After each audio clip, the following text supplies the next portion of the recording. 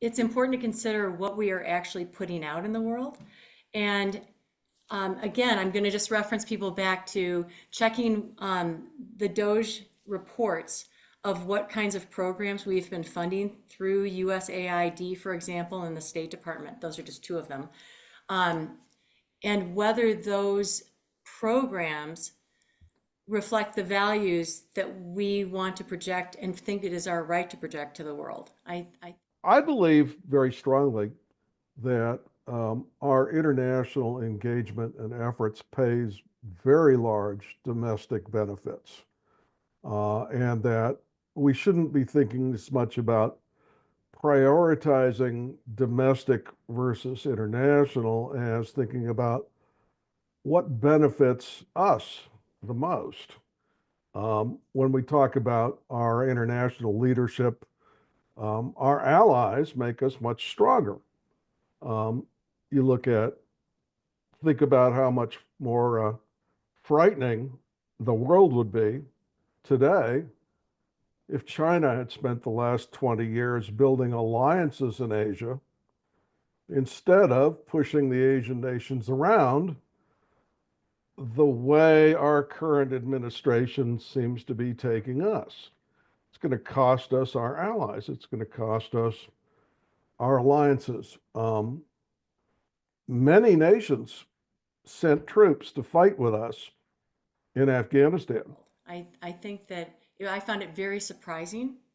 Um, I think that anyone with a beating heart and compassion wants to help others in the world. And I think that I had always believed that the US leadership in the world was about compassion and helping.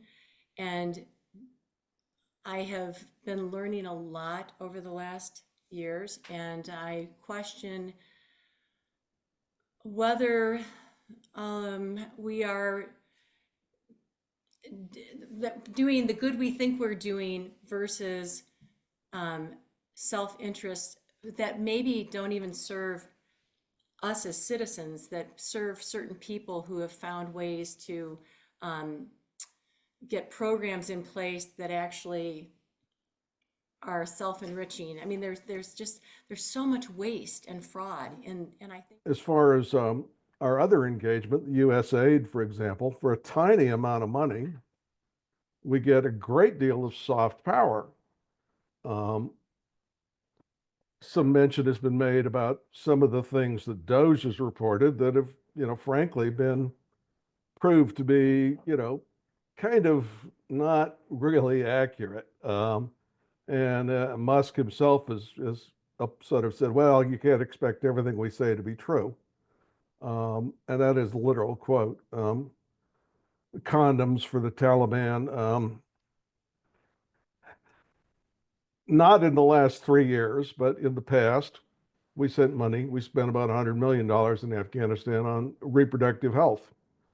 And that include clinics, for maternity care and contraceptives and distribution of some condoms. But it was a long time ago and it wasn't, condoms for the Taliban. And one of the things that DOGE has brought out, is we're finding out that apparently we have been at least spending some money spreading woke culture, with which, a lot of us really don't agree, so that's not spreading democracy and representative government, that's spreading something else. So again, this whole strategy often fails and is a waste, particularly with Muslim nations. We have not figured out how to deal with Islam. We have no clue. 30 seconds.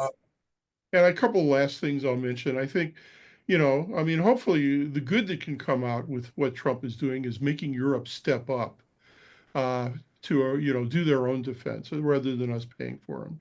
And my last point that I just want to make is self-care is essential. You got to put on your own oxygen mask before you can help anybody else. Don't jump in and, save somebody from drowning if you can't swim. Sure. How can we trust what DOGE is actually saying?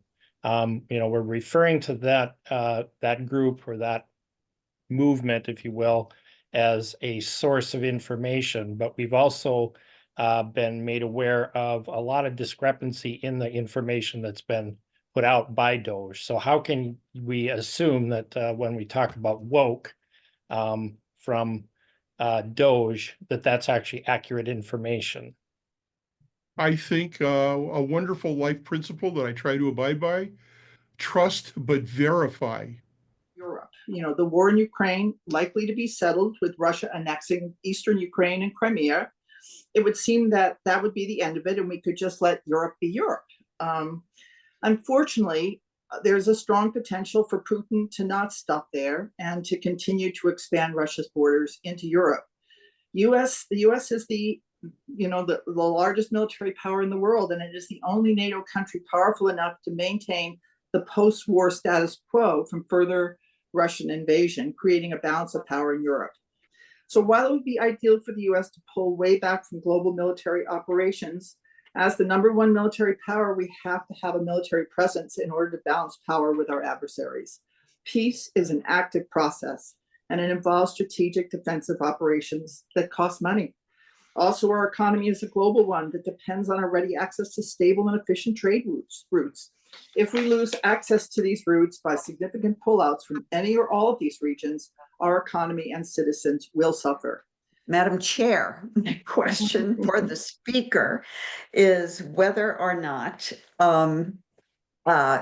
he would like to address the concept of soft power, of how we interact through humanitarian aid, for example, in Africa. That's a great question. And, I think soft power is critically important. More so, it's maybe even more powerful in some ways than military operations, but we need military as well. I think that the work that USAID was doing, in many cases, now there's certainly exceptions to that, but it was a lot of good work. It was creating goodwill in the world towards the United States. So I do believe that those kinds of operations can be really important in also improving our security at home. I know that I'm going to be that guy and start talking about the Renaissance, but get ready for that.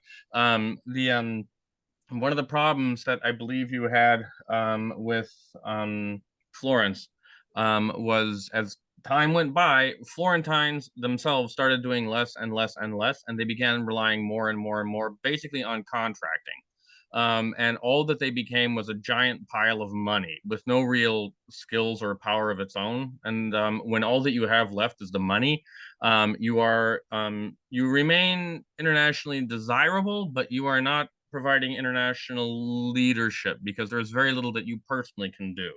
The education and the education, the preparation of the young is of central interest to me. I agree that America should lead, but it cannot lead if domestic issues are not prioritized. And I'm curious if the speaker believes that the converse is also true. That is, whether if we do not sufficiently protect American interests at the international level, if we are still going to be able to, do what we'd like to for our citizens. Well, okay, thank you. That's a very fair question. So I will point out that if you do not have basically your domestic affairs in order in the manner that I described, your involvement in international affairs will ultimately begin to drag you down. I would like to point to the Iraq War as a critical example of American involvement in international affairs in a manner that I do not think really provided a lot of great benefit to the populace. That came out of, in my mind, basically a failure domestically to prepare to face the world. I believe on Iraq we managed to spend about $1 trillion. That was money that could have. Again, if you consider America, you want America to be a leader on the international scene, there's a lot better things to do with $1 trillion, I think, than what wound up getting done with it. I do agree that there are ways in which we could benefit, but the potential to mess it up royally and to ultimately cause great cost is too great to ignore. If we look at the other things that are being cut, Voice of America, for example, now, which has broadcast accurate news, behind the Iron Curtain into China, into areas where the media are controlled by the government, and that's gone off the air. And the broadcast stations that carried that are replacing Voice of America with news feeds coming from Russia and China. And gosh, I don't think those are going to be very beneficial for us. We just get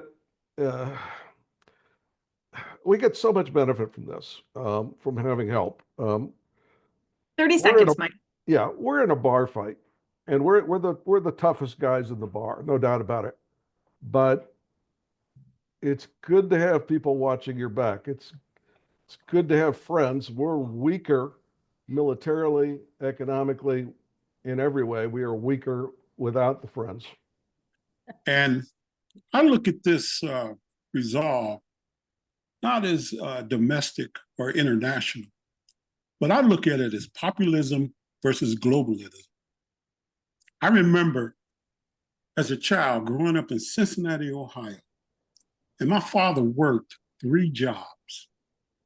He drove a cab, he worked part-time at a meat packing place, and he labored selling peanuts and popcorn at Crosby Field.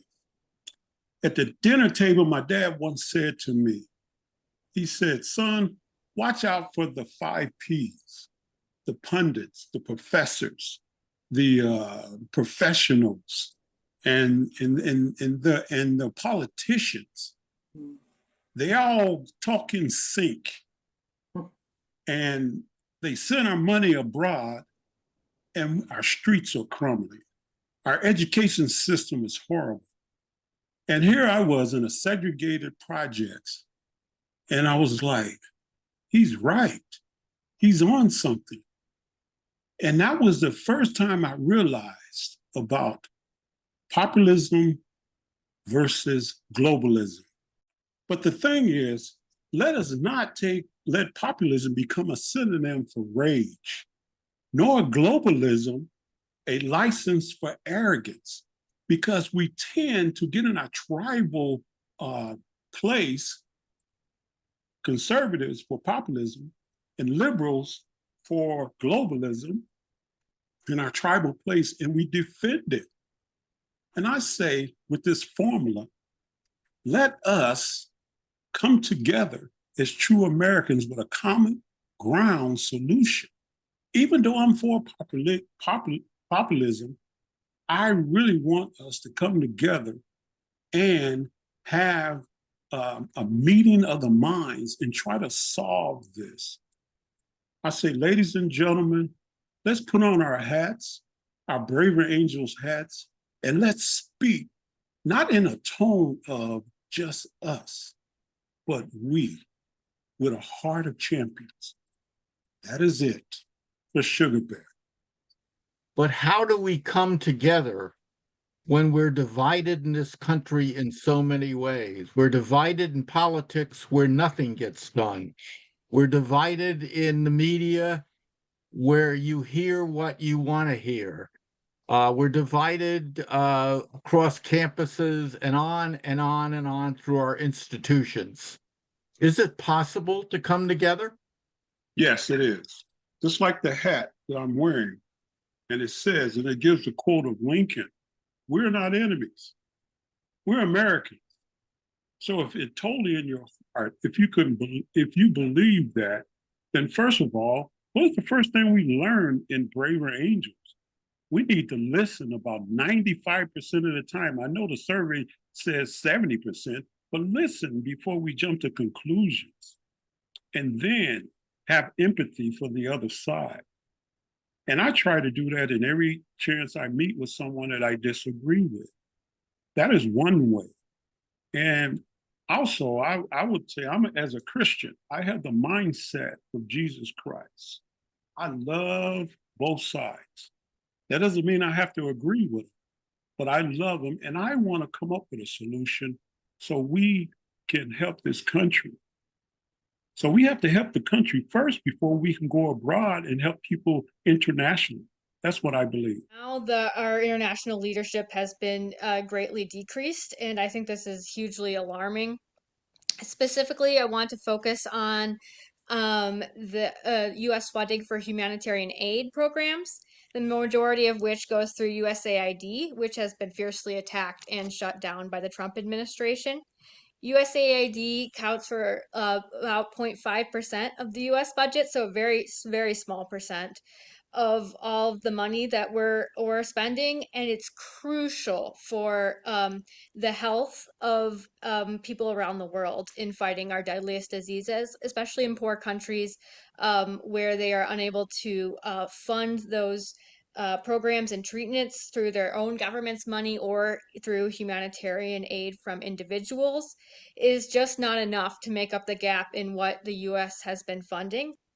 And the dramatic stop in these treatments is going to cause many, many people to die around the world, including many people that have already died.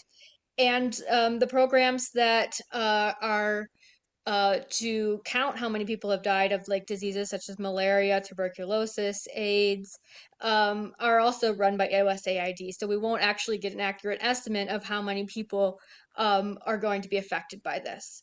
And not only does it affect people in these poor countries, it affects us as well, because as we've seen with the spread of COVID, that diseases don't pay attention to borders. So if we have right now with the shutdown of USAID, have a shutdown in tuberculosis treatment for people who were getting drugs through these programs, and they get a worse resistant version of tuberculosis, then that worse version of tuberculosis that could be resistant to more drugs may spread to the United States and affect us as well in our richer country. I tend to be a globalist. I think America should be the shining light on the hill. We should be a role model of democracy. But unfortunately, I look at our country today and we have eroded to such a point that we have to clean up the domestic problems that we have. And it's a laundry list. When 70% of Americans say we're going in the wrong direction, Americans get it. They see it. They feel it. They know it in so many ways. Let me give you an example. National debt. To me, this is the biggest stealth issue, that it's not a sexy issue, and no one's an economist, so they really don't get it or put it aside. But all the economists and the CBO says we're headed for a cliff and we better try to correct it soon.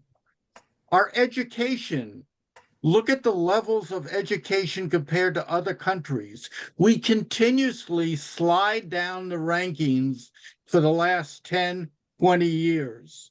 We have a government that I don't know how to put it, but it's broken. It can't solve problems. My representative in Connecticut told me when she first went to Congress, she was stunned that the mentality is, if my party wins, the other party will lose. And that's all you should be thinking about and getting reelected. That's not a democracy. That is big time problems. We have an immigration system. We can't reach common ground and solve it. And there's common ground there. We have inner cities for the last 40 years with poor education, no economic opportunity, drugs, crime. And we haven't done anything because government doesn't even want to touch the inner cities. Social Security and Medicare are going broke.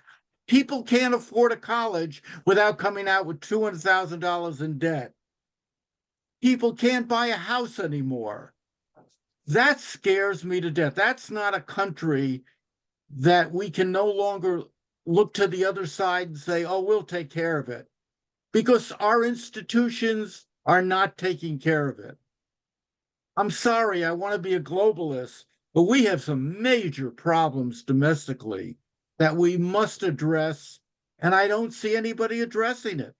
When we think about prioritizing sending dollars to causes at home or dollars abroad, it shouldn't be, at least in my opinion, it shouldn't be, do we care more about our own citizens or about citizens somewhere else? I think our Constitution is very clear. Our government is in place to protect us, and that might sound selfish, but I think it's the system we have, and we should accept that. That the ultimate, we are the customers. We are the ones who us as American citizens are saying this is what our government should be doing.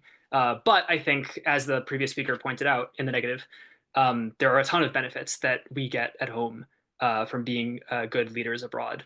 Being the leader of the free world shouldn't mean being the dictator of the free world. It should mean we work with our allies to move the world in a better direction while looking out for our own interests. Disease does not respect borders, so if we prevent diseases abroad, that helps us here at home. War, if we can prevent that or confine wars from spreading abroad, that will then they will not impact us here at home.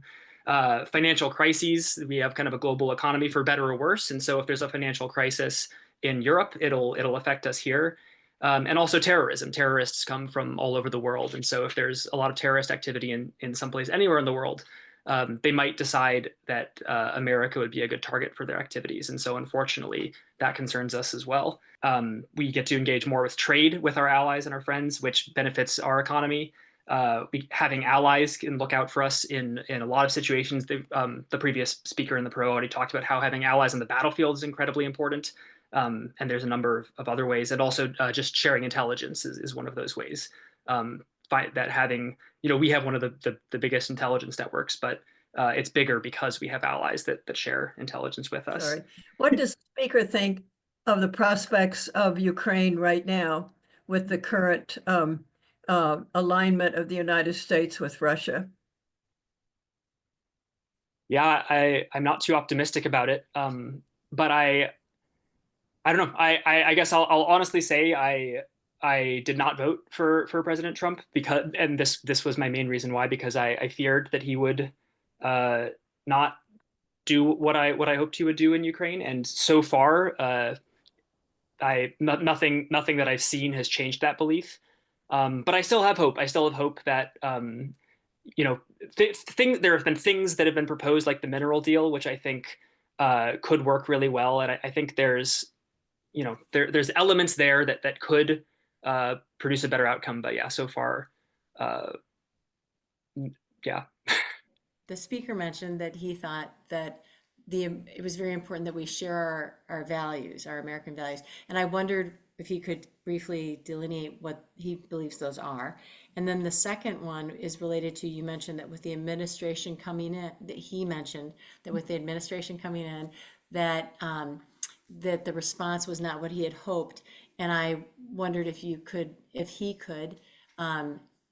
tell us a little bit about what he had hoped might be an appropriate response to try to wind up the war and have a healing, have things move forward.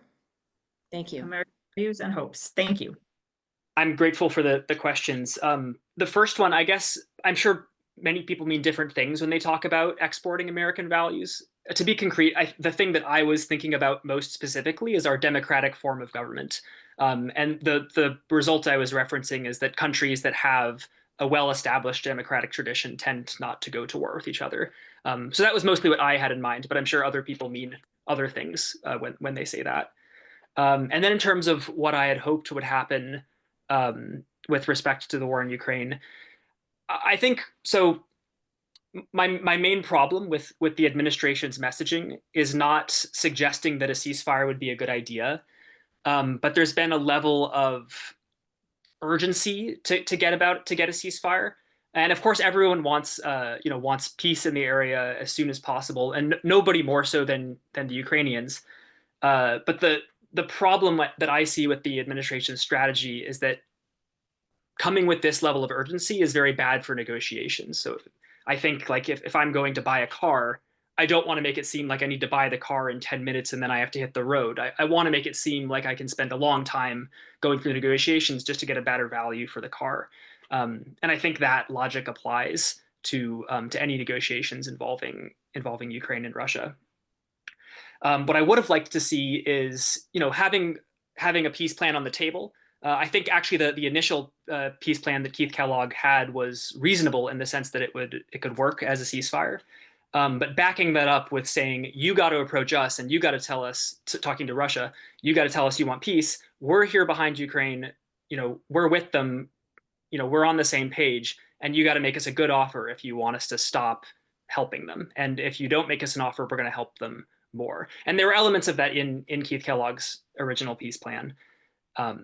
So again, I have some hope that we might get to something like that. But yeah, I would have liked to see more strength from the get-go, not as much of an urgency for getting to peace. And sometimes the word globalism, that's an epithet that we dare not even consider. But I think, I mean, when globalism strips American working class of ability to earn a living, then globalism is probably not so great. But if globalism means understanding that we're all part of a planet with limited resources, that so many of the issues we face require international efforts, climate change, control of diseases, allocation of resources, then I think a perspective that goes beyond our shores is important. And if we start to think about people who are different than us religiously and in race and ethnicity and custom, that broadens our perspectives, and then we become more able to include them. And God, there's another highly loaded word, inclusive. But that word could mean that we really view the world's citizens as all humans. And there was reference to Christianity, and I understand this is allegedly a Christian country with Christian values. So my Christian value for everyone would be that we are all children of God, both here and elsewhere. Even Vladimir Putin is a child of God, although apparently he turned away from God and decides to hang out with Satan. Thank you, Madam Chair, and thank you all. I'm very young, so I'm very humbled to be here. I just want to rephrase the question a little bit, I think, in what our current political situation is. It's not really a question of what we should prioritize, but rather what we shouldn't antagonize. I think there's a lot of antagonizing going on both domestically, internationally right now, from tariffs to threats of annexation abroad that end up hurting us domestically, to what some of us have mentioned in the conversation already with DOGE. I mean, there have been reports that have been released, but these are only fragments of reports. There's not complete documentations that are being released. So we need to consider the transparency and validity when we're looking into these. But a lot of us, I think we can all agree that we want to be Americans, help one another. So we have to look at, are the actions that we currently are taking actually helping our fellow Americans? I'm a student right now, so I've personally seen the effects of cuts in the Department of Education, Department of Justice, EPA. And these are all questions which directly impact our domestic scope in tandem to what's happening internationally. So I think we all agree that, again, someone said that you can walk and chew gum, which I really like, that both are important, but rather than picking one to prioritize, we need to make sure that we don't antagonize either of them. Thank you. So I want to reference the conversation that was leaked in the Atlantic, or to the Atlantic editor recently. This is a fascinating development in our politics, frankly.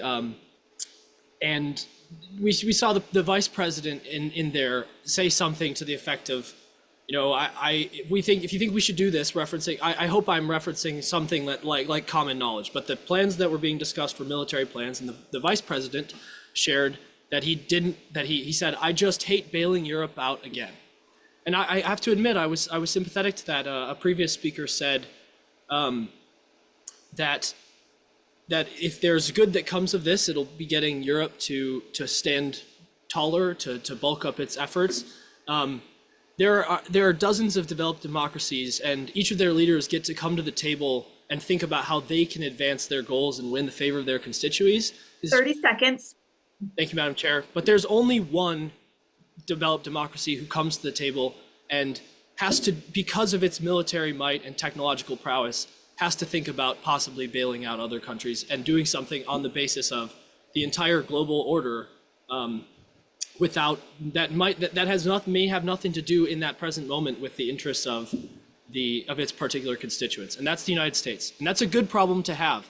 But given that fact, the fact of our global strength, I do think there is something to be said for, specifically for us, returning to a position of focusing on our domestic interests. Okay, we need allies in the world, the same way you learn growing up that it's good to have friends. In fact, it's essential to your well-being. Nobody survives alone, not people, not countries. Helping our allies, whether weapons to Ukraine or food and medicine to Africa, is in our best interest. And helping our allies means taking up the mantle of leadership, because we are the largest democracy in the world and we have the largest army. Some reasons. The world is smaller than it has ever been. We are intertwined with trade, we share microbes through constant travel, and we share the effects of global climate change. You cannot wall off the world's problems. Also, we are a great nation because we are a good nation, a generous nation.